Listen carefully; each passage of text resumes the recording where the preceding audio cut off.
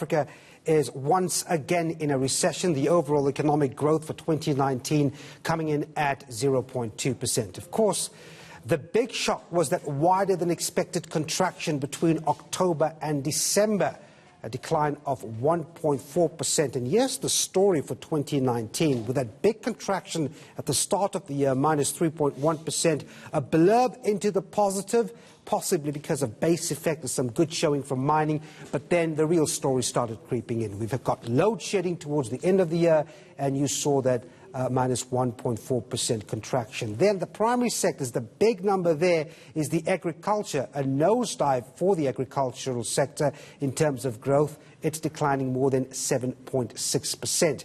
When we turn our attention to the secondary sector, and an industry that contributes about 12 to 13% to GDP, manufacturing, also taking a big knock, and there's where the real job worry kicks in, because so much of that industry was prepared by government for absorbing labour. Doesn't look like it will happen very soon, though, and perhaps reflecting those power cuts and general weak demand in the manufacturing sector.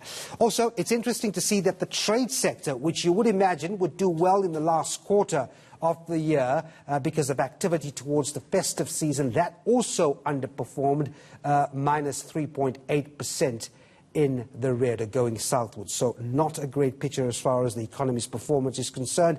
Wayne Mccurrie from FNB Wealth and Investments joins me now. Wayne, thanks for coming in. So worse than we expected. First of all, did we underestimate the paralysis of Eskom's power cuts here? Look, this was worse than expected, but unfortunately doesn't really come as a surprise. You know, that is just where we are with Eskom and the state of our economy, and equally as important, the state of the consumer and sentiment. So, I mean, essentially the answer, you would be told by many analysts, is, look, fix up the structural reforms, get the business confidence up, economic activity will unfold, and then you might be able to create jobs. But it just hasn't been easy following that theory, has it? No, it hasn't. And it never is. Look, you can also throw in their interest rate cuts, which I'm sure will continue and maybe even accelerate. Now, we can blame the government for all of this, but that doesn't help anything. You know, we can also blame the government for not moving fast enough, but at least the new administration is moving in the right direction, even if it is at a very, very slow pace. And that's just got to continue to try and lift us out of this. Now, of course, it doesn't help that the virus comes along and hits the world economy, and that clearly doesn't help.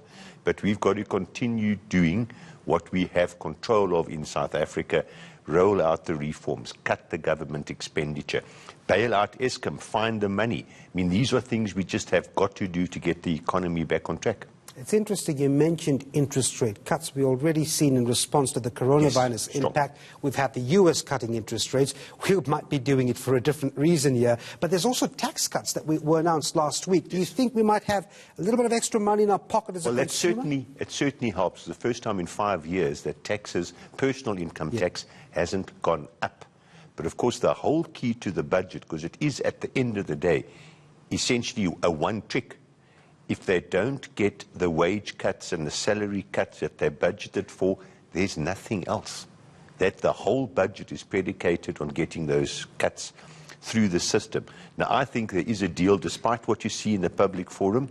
I think there is some sort of deal that's already been struck, because the state president and the finance minister would look incredibly stupid if there isn't some sort of deal struck. So I think there is, but they have got to deliver on those salary cuts.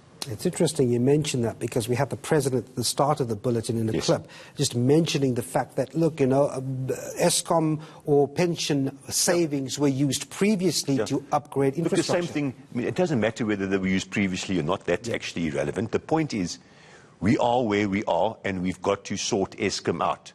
And there's no money anywhere else, so what do? There's only money in one pot in South Africa, and that's pension funds. And it's a terrible thing to have now arrived at the situation where you've got to raid pension funds to bail out Eskom. But what's worse, raiding pension funds or no electricity? What's worse for the economy? I want to bring it back to just ramping up the economic growth rate here for a moment. Just one analyst had said perhaps the immediate thing that one could do as a government is just roll out the spectrum. It does two things. It makes data costs cheaper, and it makes it more affordable for businesses to do business. Yeah, look, government's been rolling out the spectrum and desktop boxes and taking SABC off analog onto digital for 12 years. We're still not there. But yes, that would certainly help. And then finally, Wayne, if you look at the job numbers, right, we've got 10 million people out of work at the moment. Of course, these technical numbers don't mean anything to you. Yes.